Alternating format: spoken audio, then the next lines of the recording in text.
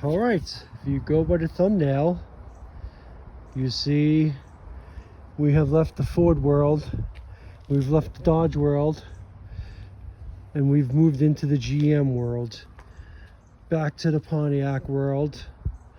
And this is Joel, but he's made in Canada, so I think we're going to name him Giuseppe or Jacques. Let's name him Jacques, like Jacques Cousteau. So he's 85,000 miles. He's been sitting for a long time. How long, I don't know. He is a P motor, which if you know what a P motor is, that's a LT1. And he's a Formula. And he's got a G80 with GU6 gears, which is 342s. And besides the LT1, he's got it. Hold on, can you see it? Can you see it? Can you see it? The T56. First year, 96.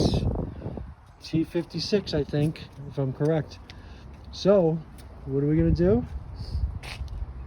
Let's clean him up before we put him in the garage. We think he needs a fuel pump. And, oh, you know what? That looks like that brake was staying on while we were towing it back, because that's all clear. Let's see how this side is. And this side is not. So, wow, that makes me believe that this caliper was hanging up as we were driving back, because you see the road is clear. Okay, anyway, that's down the road. We got to get Jock running. So let's get the hose set up and let's soak it down and go from there. And then we'll actually, you know what, key should be in it. It's got a clean title. Oh, I left the ignition on. Whoopsie. The rear shocks don't work, front shocks don't work. Radio, I think the radio works. Oh gosh. Oh, I did leave the ignition on. Okay, not the end of the world. Let's see, let's push in the clutch. Ooh, clutch is nice and hard.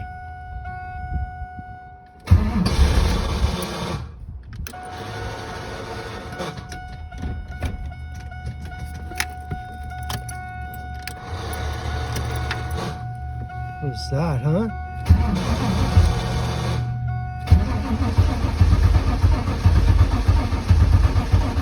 Sounds like fuel to me, right?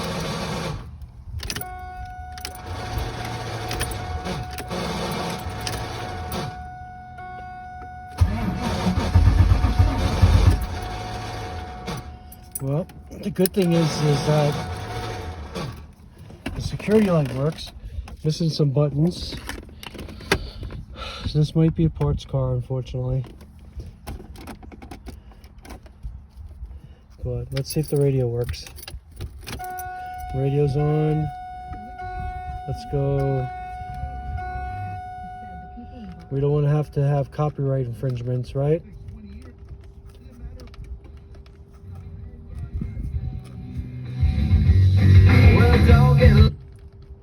A good question. Yeah. And had I known that the questions were directed towards Mo, Okay, radio works. How about that?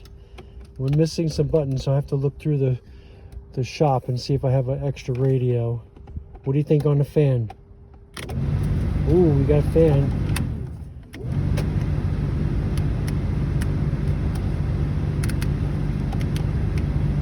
Oh, excellent. Okay. That's a plus. And these aren't broken. The last car I had, they were broken. Oh, RPO codes. Nice. That's all I know. It has a 342 in it. Okay. Let's get a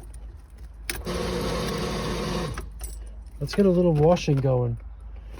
Hey, look at this.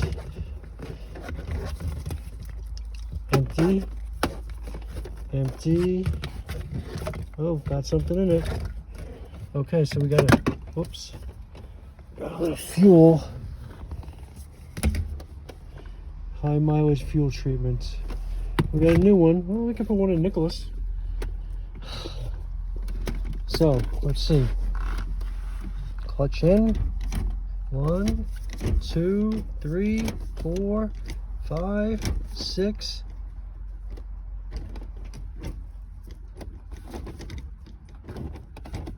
Reverse. Okay.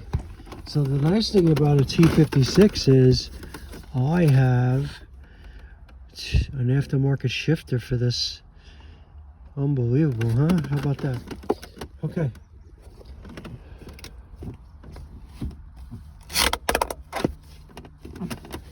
GM in 1996, huh? Okay. Dash is seen foobarred. This one's all busted up too. They all are. Florida heat. Alright, let's stop wasting time and get this car clean. We already wasted 6 minutes.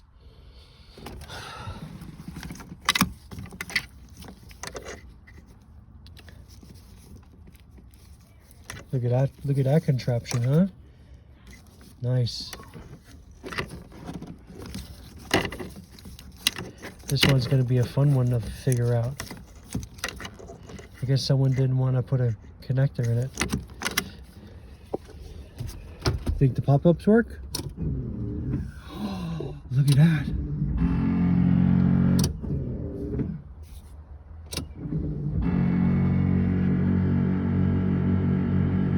Oh. Okay. All right, let's get this monster washed.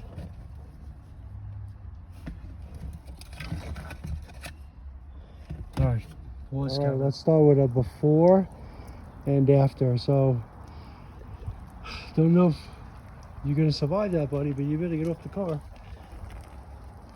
Window don't work. So let's see what happens. Right, let's take a look together. Stock exhaust still looks in good shape. Stock hanger, stock springs, 342 rear. Only could tell that by the RPO code. Okay, so this brake was hanging up. Oh, that one was. All right, not bad. Orange shocks. Okay. 2-piece exhaust. All right, with a Y pipe with one cat there. And one cat there. Look at that monster, huh? Wow. Okay, little flex pipe in there. Oh, setup, huh? Oh, this is what we were in for right here. The GM 6-speed. Look at that monster, huh? Looks like it's never been touched. Only 86,000 miles. Oh, aluminum heads. Okay, got a little hole in the floor here. Right there, a little hole in the floor. The rest of the body looks in good shape.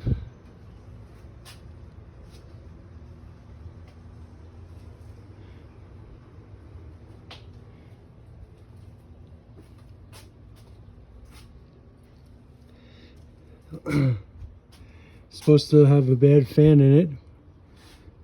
Okay, not the end of the world. LT1 looks like it's had a new tensioner in it at some point. Oh.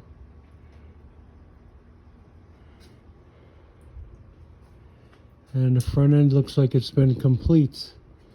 Never taken apart, missing one bolt. Not bad for being a 96. All right. And let's see how old these tires are. Let's see if we can find a DOT on them.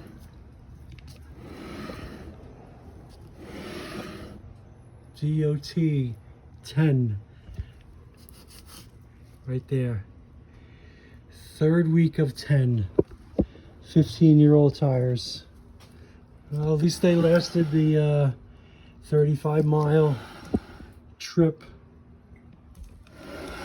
And here's a third week of 10 right there. Third week of 10. So 3/10. So that means there was the 10th month that 10th year that those tires were put on. Okay.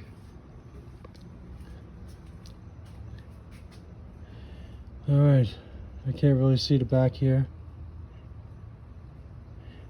I'm gonna say he put all 4 on because they were all the same brand.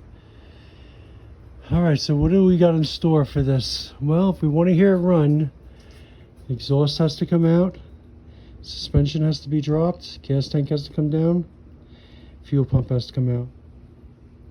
But first we got to do some electrical diagnosis to see that we're getting power to the fuel pump, and then we go from there. But my thought was that this whole exhaust, putting it in my convertible along with the 6-speed, I'm wondering if that's going to be feasible. Oh. All right, that's it for today. Oh, 5:30, clock is over. Let's try again tomorrow.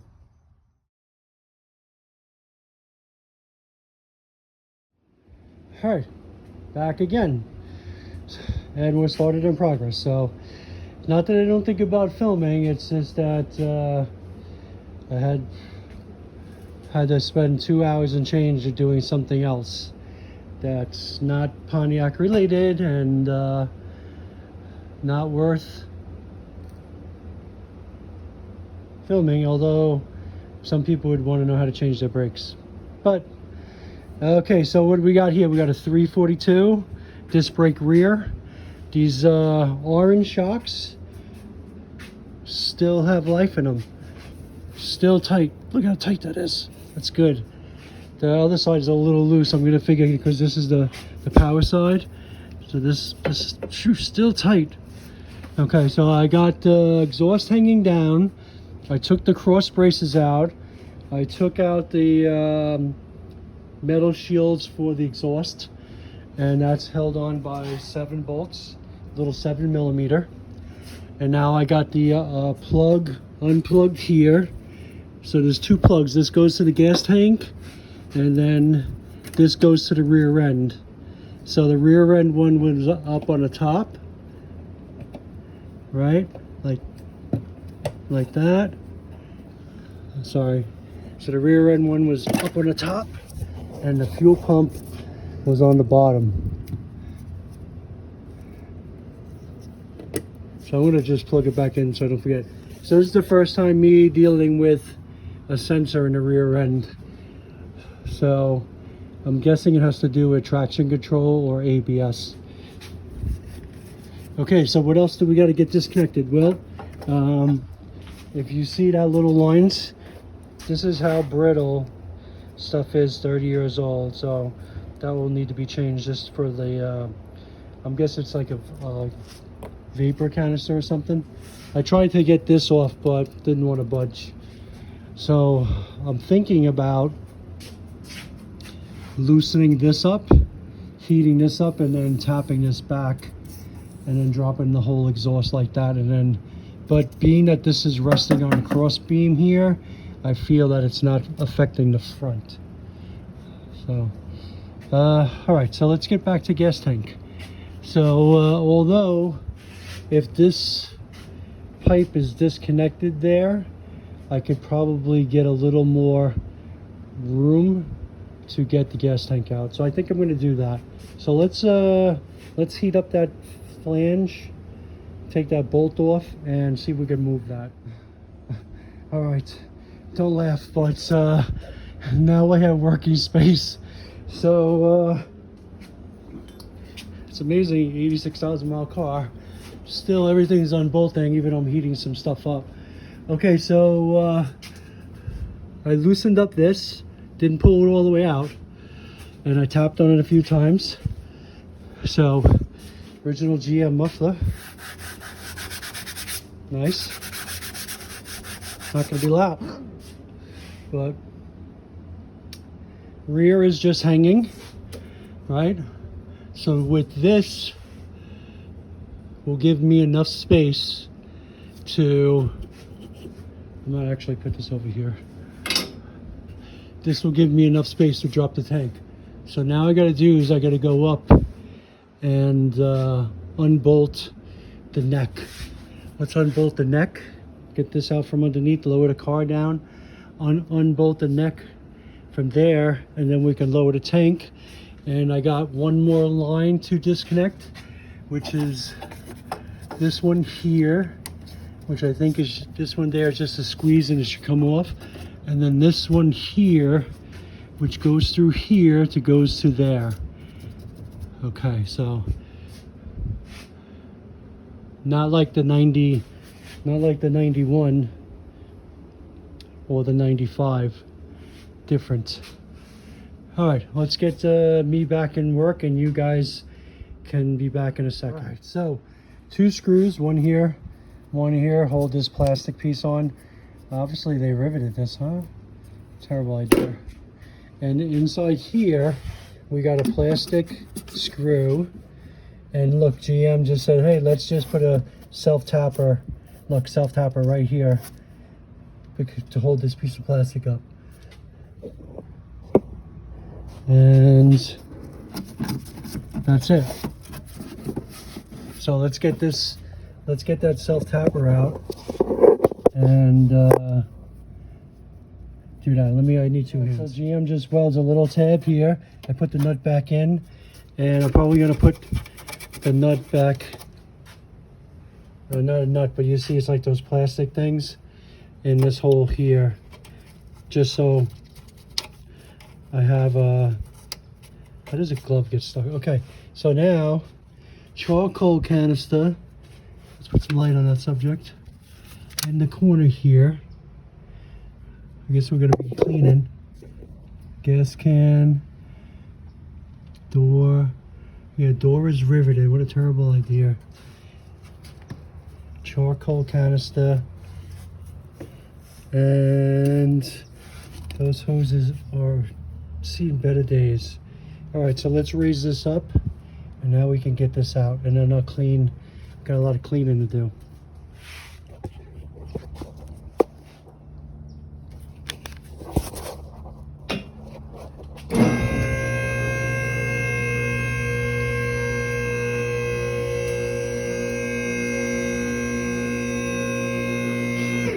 Another reason this is in good shape is look at all this undercoating. Somebody sprayed the heck out of this, huh? Must have been like Monday morning, someone got busy over the weekend and like, yeah, I'm gonna make this car good. This thing is super undercoated. You could even see it here, right there. All right, let me pause and disconnect those fuel lines. I got a good surprise for you on this one. Ready? Listen to this. Here we go. Line is off. The smell is amazing. Look at that varnish. Gasoline.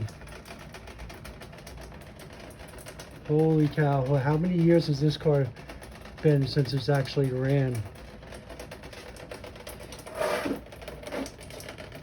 You know, I'm going to tell you, when we take the fuel pump out, this fuel pump is going to be rusted. Amazingly rusted. Okay, that was so exciting. Look at that. The smell is amazing. Like, you should to be able to have smell-o-vision. So when you watch these guys go, oh, the smell is terrible. Yeah, this smelled better. Who knows when, but anyway, then I just noticed this small dent here. Look at that, huh? Might have to get the welder and weld some stuff here and slide hammer that. But I'm not a body guy. It's too bad this car is red. I hate red. All right, let's get to the next step. I'm gonna take this fuel filter off. And after struggling for a little bit, we're out. I bet you 100% this tank is no good. Had to move the exhaust even more, disconnected there. Move this guy. And this guy. So these guys do move like that. Okay, and we are out. So looks like our rear probably needs a pinion seal, being all that grease there. And other than that, not bad. And I beat up the neck a little, but I don't think I broke it. But I'm going to tell you, we're going to take this cover off, and this tank is bad. A, from the varnish, and B, from just listening to it. And look how dirty I am. Pause. I never knew there was a pause button. Alright, so I don't even know how much you guys missed.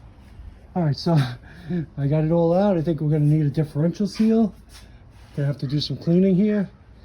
And this tank is probably no good. Just going by the sound. So let's get this off. Maybe we just take the torch and cut them. Now, let's use our socket. I'll be right back. Open this up together. Stink. Okay, so I guess if you were buying a new one of these, you would be changing at spots here and here and here and saving all this other stuff. All right, so we're gonna lift this up together. I haven't taken it out.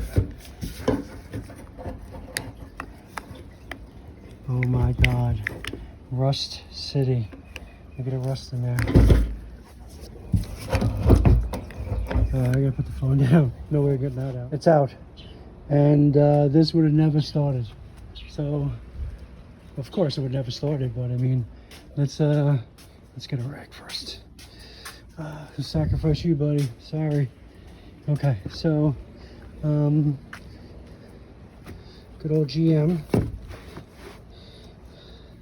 So, this hose here, I'm gonna say probably went there. And this hose here, I have no clue where that went.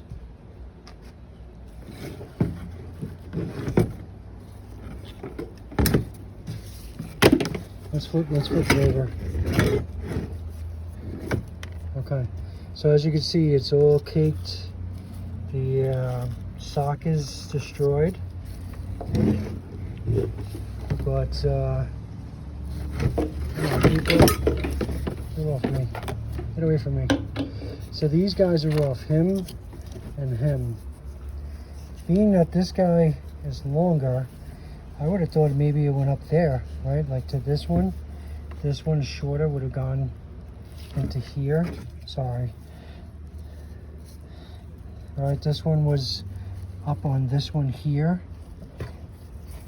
I don't know, but this tubes is so brittle, or so, not brittle, but spongy. I'm thinking about giving it 12 volts. Let's see what it does, right? Does it work? Let's just go right 12 volts. Let me go find a little battery.